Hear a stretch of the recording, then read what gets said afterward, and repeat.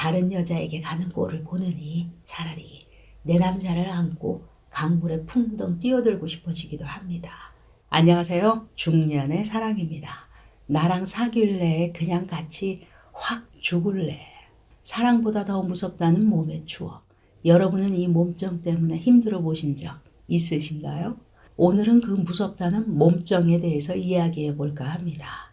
사랑은 또 다른 사랑으로 있는 법이라고 했는데 새로운 사람이 생겨도 이상하게 내 마음에 들지 않고 잠자리에서는 뭔가 미흡함이 항상 느껴지고는 합니다.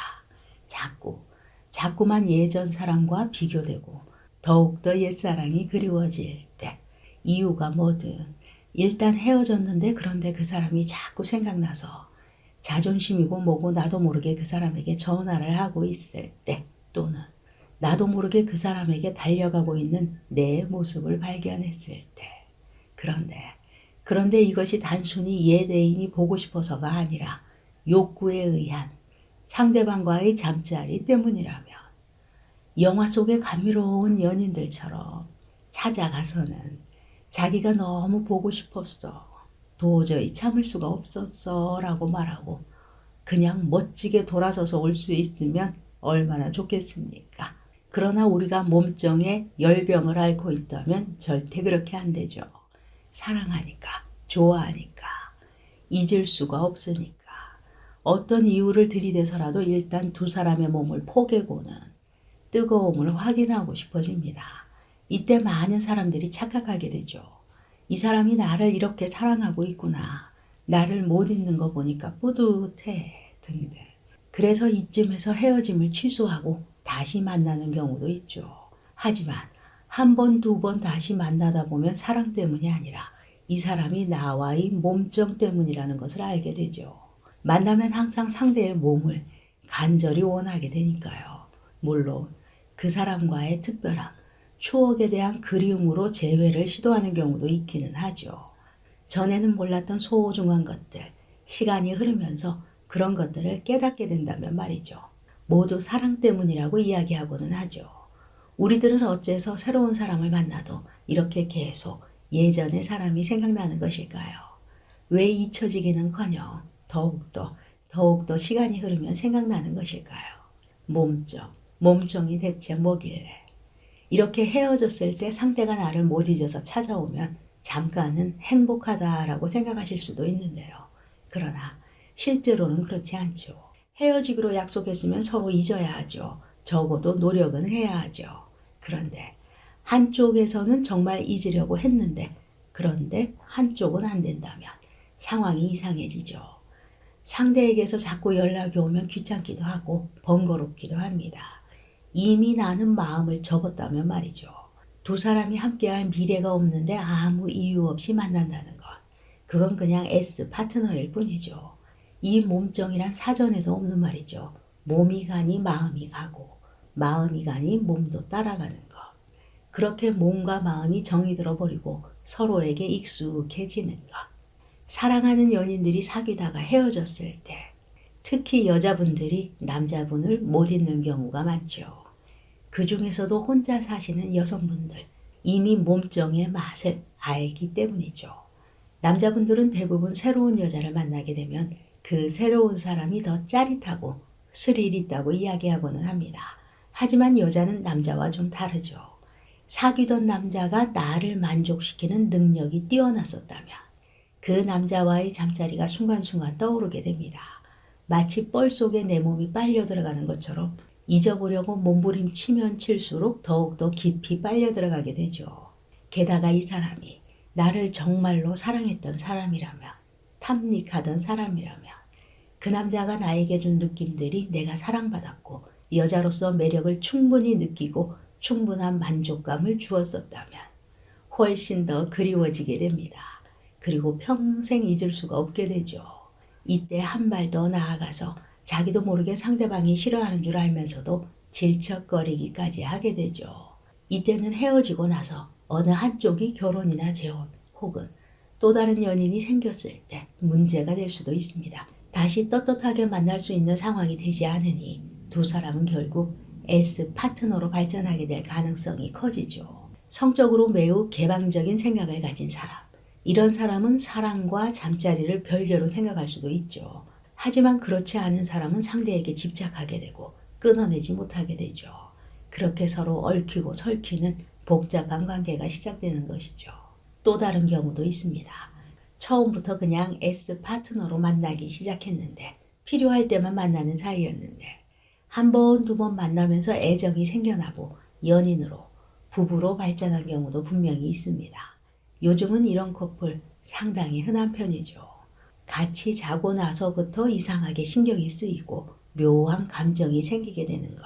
네. 그렇게 S 파트너로 만나다가 언제 밥이나 함께 할까 하면서 만나는 횟수가 잦아지고 상대의 일상도 궁금해질 때 그렇게 함께 공원에서 데이트를 즐기게 되는 것이죠.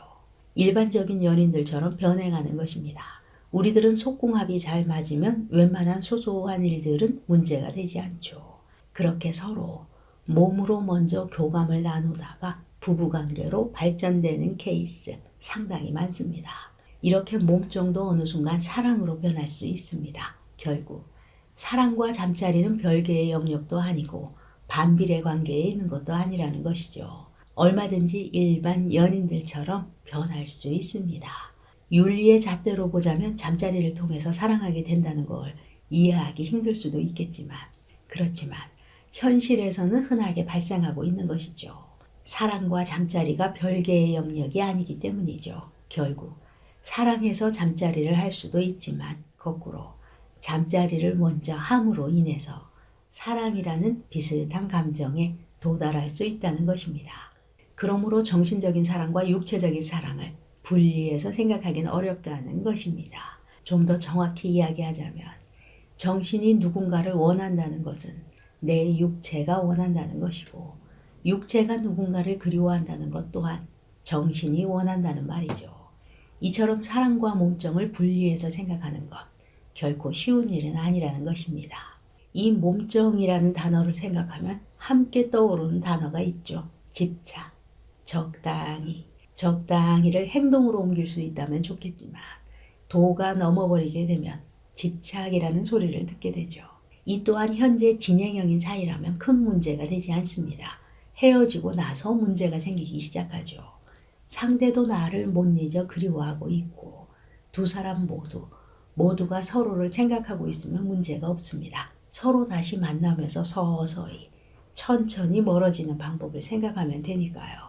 하지만 어느 한쪽만 몸살을 심하게 겪고 있다면 내가 나를 컨트롤하지 못하는 경우 구구절절히 애원해서 만난 후 그날 바로 급하게 관계를 해본 적이 있을 때 그런데 제정신이 들고 나서 그런 나 자신 때문에 괴로웠던 경우 내 곁에 나를 사랑하는 새로운 사람이 생겼음에도 예전에 그 남자가 그리울 때 이때는 나 자신이 무너지면 웃지 못할 사고도 치게 됩니다. 새로운 사람과는 그렇지 않았는데 그 옛 연인과는 밤의 잠자리에서 신세계를 만나게 해주던 사람이었다며 심지어 잠자리에서 어느 순간 경기까지 일으키게 해주었던 남자라면 사고 정도가 아니라 그냥 목숨까지 내놓고 싶어질 때도 있죠. 다른 여자에게 가는 꼴을 보느니 차라리 내 남자를 안고 강물에 풍덩 뛰어들고 싶어지기도 합니다. 절대 그 남자를 다른 여자에게 뺏기고 싶지 않으니까요. 네. 그러니 우리들은 있을 때 잘해야 하죠. 이렇게 사랑은 새로운 사랑으로 있는다라는 말, 대부분 남자들에게 해당되는 말이죠. 무서운 이 몸정은 다른 사람으로 대체 불가능합니다. 정말 힘들죠. 이런 경우 사실 특별한 방법도 없습니다. 사람마다 제각각이니까요. 그렇다고 나라를 구하는 것도 아닌데 옛 애인을 끌어안고 강물에 몸을 던질 수도 없고 나에게 알맞은 사랑을 잇는 적절한 방법 스스로 찾아내야만 하죠. 평생 그 사람만을 생각하며 살 수는 없으니까요. 그냥 나에게 신세계를 경험하게 해준 것 그 하나만으로도 감사하다. 그동안 정말 행복했어 라고 생각을 바꾸어 보아야 하죠. 몸정 때문에 어느 한쪽만이 매달리는 상황, 집착의 그날. 이런 상황이 오래 지속되면 몸정이 아닌 그 사람의 몸종이 될 수도 있습니다. 그렇게 되면 상대는 과연 이 관계를 또 나를 어떻게 생각하게 될까요? 오늘도 중년의 사랑이었습니다. 감사합니다.